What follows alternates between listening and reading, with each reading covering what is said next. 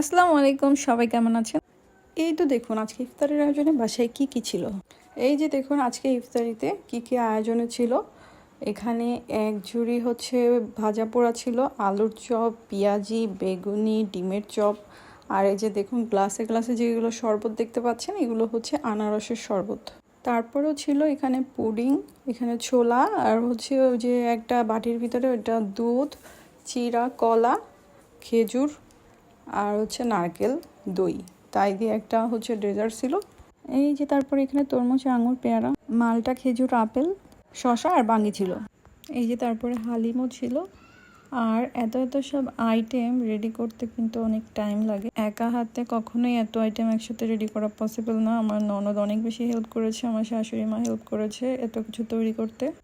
আর এরকমভাবে সব কিছু সাজানো গোছানো এরকমভাবে কিন্তু প্রতিদিন থাকে না।